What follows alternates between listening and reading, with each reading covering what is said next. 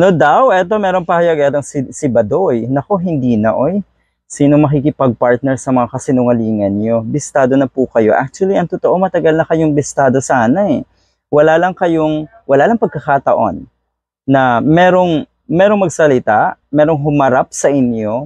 So ngayon, ang binangga nyo ay ang Kongreso na akala nyo ay lulusot pa rin kayo. Akala nyo ay mananaig pa rin kayo.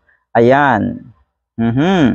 Sasabihin na itong si Calvo na kung ano ay may reliable or may source siya ng information na kanyang binitawan doon sa programa na yon. Wala kayong source.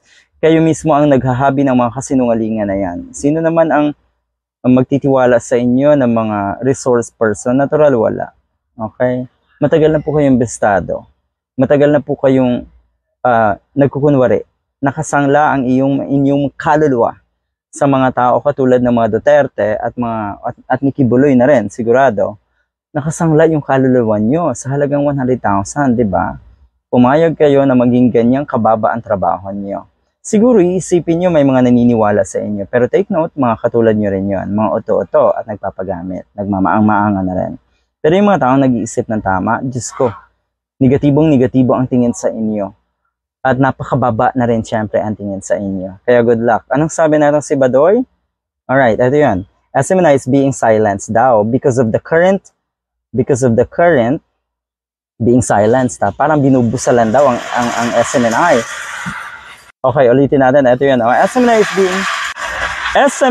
is being medyo maingay lang dito. Anyway, SMNI is being silenced because of the current alignment of the speaker with the terrorist CPP, NPA, NDF in Congress. Ganito ang bukang bibig na itong mga katulad ni Badoy at si Eric. Diba?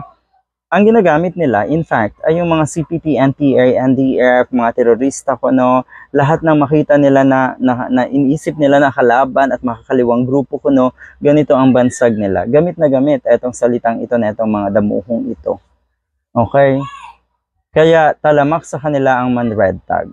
Alright, our FB pages have been taken down again, or yung mga FB page down, itong si Badoy at nung kanilang programa. Our right to free expression is the bedrock of democracy. Refuse to be silenced daw. Yan.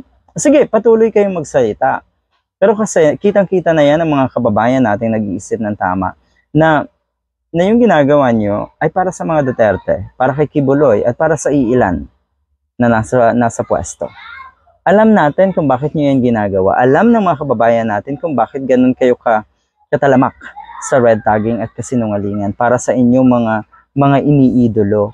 Pangarap nyo rin kasi na pumasok sa politika at ito yung sa tingin nyo ay pinakamadaling paraan para, diba? Para makuha nyo yung gusto nyo na maging or na pumasok nga sa politika at magkapwesto. Ganun naman. Okay. Our right to free expression daw. Ang free expression, lahat yan may limitasyon.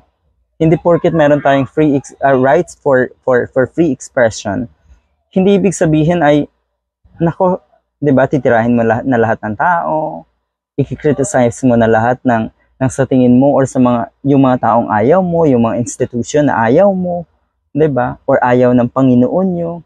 Hindi ganun po ang free expression or rights for free expression. May limitasyon lahat yan. Sabi niya, dumudulog kami sa inyo, kami ay partner nyo sa katotohanan. Ano ba yung programa nila? Laban para sa bayan, laban kasama ang bayan. Ako po, inyo yan, sa inyo lang yan.